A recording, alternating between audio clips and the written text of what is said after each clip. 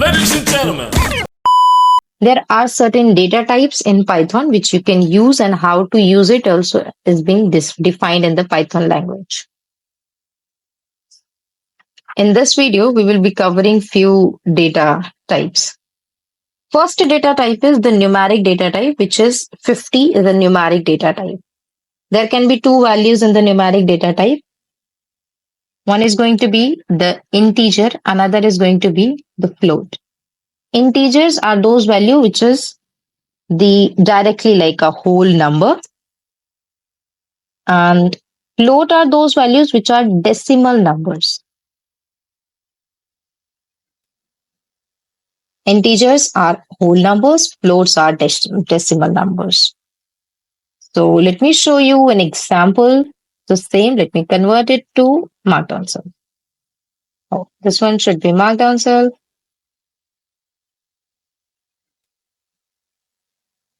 And this one should be the code cell. So the example says, let's suppose I'm writing my underscore integer is equal to 15. And then I'm writing my underscore float is equal to 15.1.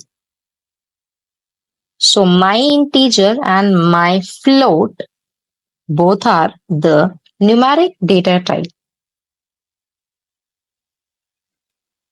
There is another data type in Python, which is a string. It means all these values which I have assigned above are known as strings in Python. This Python programming course for beginners, mine, run, all these are strings. Strings are the sequence of a character. It can be a word or it can be a sentence.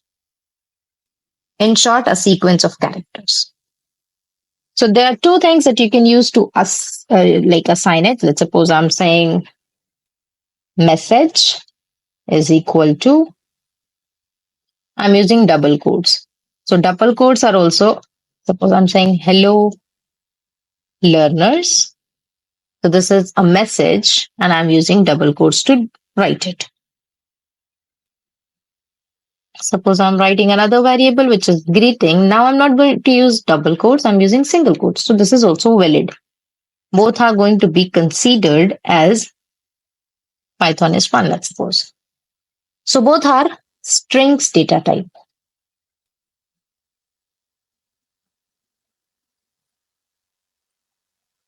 Both are string data type. And this one, this is numeric data type.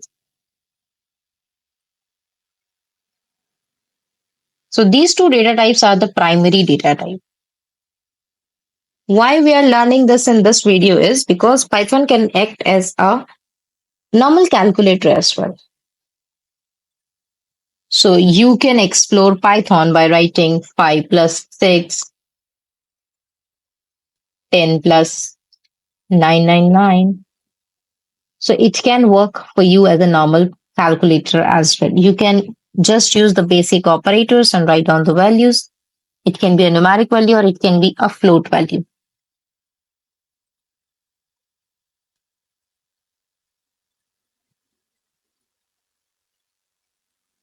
So before watching the next video, I want you to complete this video along with the lab.